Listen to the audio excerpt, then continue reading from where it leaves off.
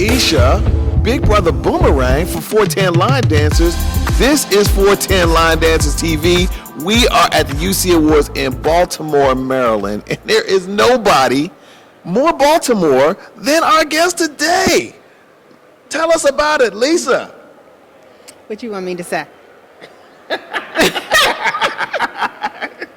Okay, well, my name is Lisa, aka Cinnamon. A lot of people know me by Cinnamon, and I've been dancing since 2008.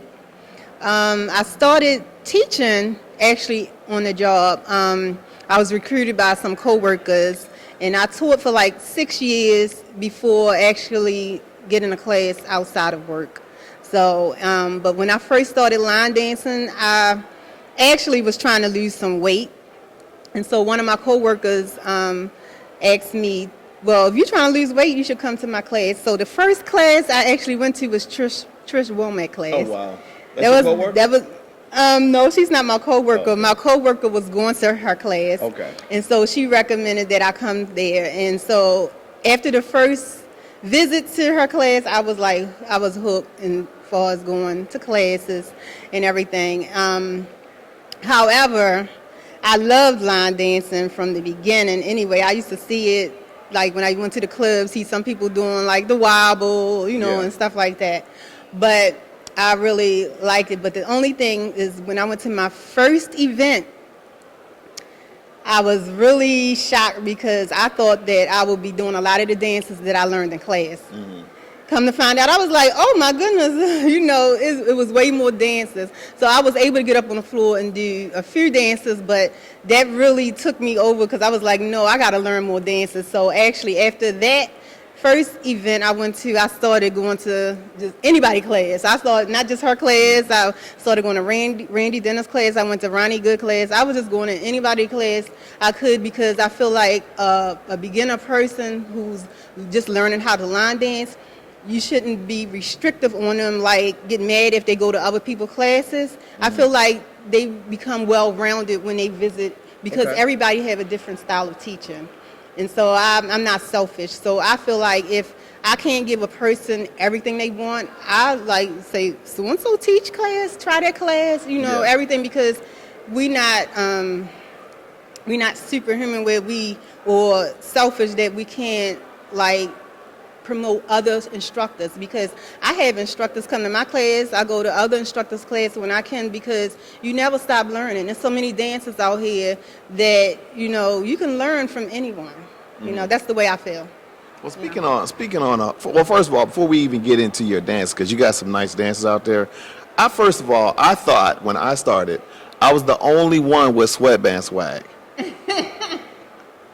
Where'd you get the sweatband swag? Because you've been at it longer than me, so that means that. Well, let me tell you, I wear the sweatbands because my head, when it's sweat, I don't want the sweat dripping down on my face. But when I shaved my head 4 years ago, I shaved my head because I have alopecia, and I didn't want to be wearing my wigs and they be getting all sweaty and all that type of stuff. So I just said, you know what, I'm shaving this stuff off my head. And then that's when I learned how to love the skin that I was in, period. Because before then, I just felt like I wouldn't be caught dead when somebody see my hair, the way it looked. But then after I shaved my head, I was just like, I felt free. I felt like I broke free. And then it was like, and I had the option of wearing a wig if I want to or if I don't. And I still have wigs, but I don't wear them, So I like my, to be able to feel free, get in the shower, let the water run down on my head, it feel like a cleansing. So, I'm fine with. I think I'd be shocked if I saw something on your head. I'd be like, who is that? No, but surprisingly, like I say, I still have a lot of wigs, and I haven't given them up because I feel like, okay, if I feel like wearing one day, I'll wear it. But, I just haven't had the desire to put one on. I feel more free without it. So a lot of the dances that you do, is it just me, or do I see a lot of beginner stuff do you do? Do you do more advanced stuff at all, or is it mostly do you concentrate on beginner stuff? I stick more with the beginner intermediate type dances, more. So I don't really do too many advanced dances. And although I have created some dances over the years, as a choreographer, but my first passion, my first love is actually teaching. I like to teach. I would pick that over, being a choreographer, but it just so happened that if I hear something that I really like and I'm feeling and I put some steps to it, okay, here go dance, or whatever. But I stick more with the beginner of intermediate type. Okay, so speaking on, you walk right into the choreographer stuff. Talk about some of the dances that you have created. I know I just taught one really off of your video. I know it wasn't yours, but you just never know who's watching. So I always tell people Big Brother's always watching. I think towards the beginning, the first dance my very first dance was like cinnamon toast. Cinnamon toast, and then another one that kind of caught on that people liked a little more, I believe, was Speakers Bang. Speakers Bang. And then from there, I created dances. I think I created at least about like 20-something dances. Some of them, if you ask me to get out here and do it, I may not remember. I would have to look at the video. But the more recent dances, I think that people appreciate is like Grapevine Groove, Envious. I did Body, and today I did Be More Light. Is my latest dance. Be More Light. BMORELIGHT. As in Baltimore. Yep, Be More. Because who is more Baltimore than you? Me. Be more. So you've been doing more and more teaching on a national scale. How have you been able to do that? How have you been able to get out there, do your thing, do your traveling? You're not just traveling and doing stuff, because I've been seeing you everywhere. You see me everywhere? I'm seeing you in a lot of spots. I'll say that. Well, I put it like this. I don't try to bite off more than I can chew. And I do have a budget, because I may travel, fly maybe a couple places a year, and then any place else that I could drive to, that's in driving distance, I'll go. But as far as flying and going to a lot of different places, I know that's not really in my budget for the year. I had to pre-plan to do it. But I try to get out and go to different places, but yeah, that's it. That's about it, because I can't go everywhere. So I would love to go everywhere, because lately everybody's having events, all over the place. But I can't go to every event I would like to go to, but I go to what I can. So you mentioned talking about how you'll recommend other people to other people's classes, right? Because that's kind of to me, that's not necessarily usual. What is that, a Baltimore thing? Do y'all just I don't know if it's a Baltimore thing, but it's my thing, and it's a few other instructors feel the same way I do, because actually just recently, as yesterday, it was a student who visited my class, and she's a beginner, but I only teach once a week on Sundays. And she was looking for a class that she can go to during the week. And I noticed that she lives closer to one of the other instructors. So I recommended, it was Sandra, because she lives in the Columbia area. So I recommended her to possibly give Sandra a try, because she does teach beginners on Tuesdays during the week. And I have no problem recommending helping someone to find another class if it benefits them more so than trying to make them come to my class. I told her she's always welcome to come to my class. I teach on Sundays, but I know she was looking for something during the week. You know what I'm saying? So, So your name officially is LuvCinnamon. How do you pronounce it? I don't want to kill it. It's it's a name I adopted some years back when right before I started teaching. One of my best friends gave me the nickname Cinnamon, and she said because my skin complexion reminded her of cinnamon, so I just started using cinnamon, and I've been using it ever since. So on Facebook, I'm Lisa LuvCinnamon. Okay.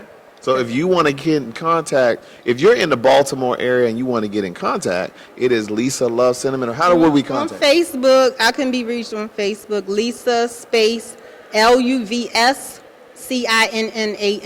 Lisa LuvCinnamon. And I'm on Facebook. My YouTube, I have a YouTube channel, which is LBWPretty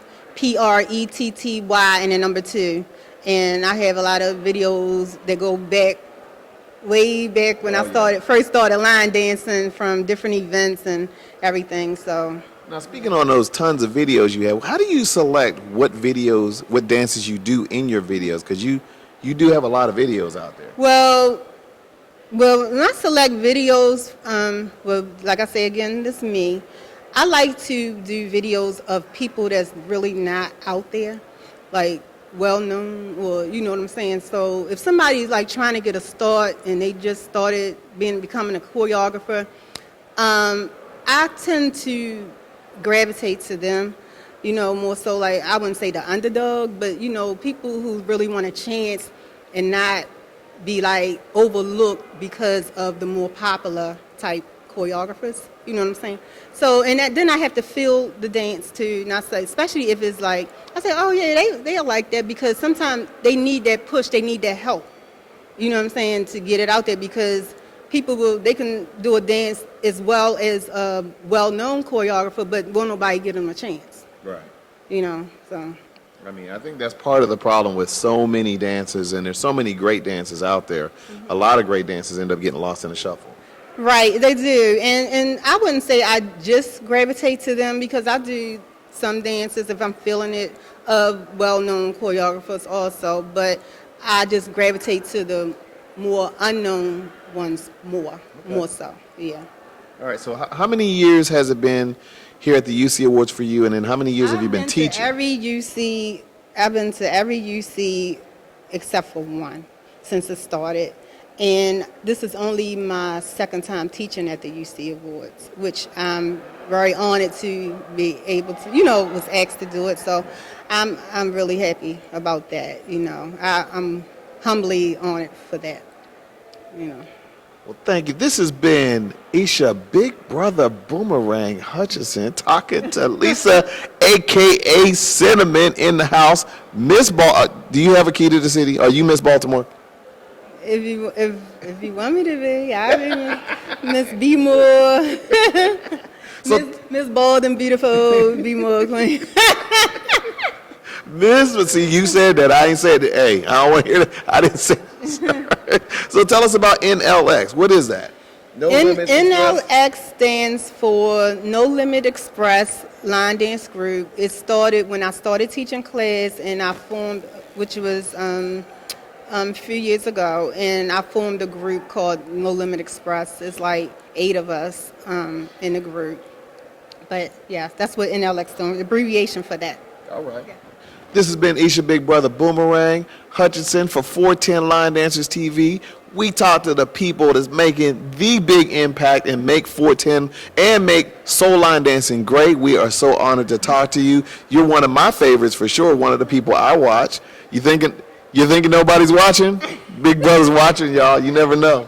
Thank you. I really appreciate, all the love and support that people have given me, because sometimes you really don't know until you come to events like this and people say, I know you, I like watching your videos, I like seeing you, and that really means a lot, to me. So, and I don't take anything, I appreciate everybody, as far as liking whatever I do, or, so, yeah. Let us know what you think about our conversation. Please like, subscribe, comment.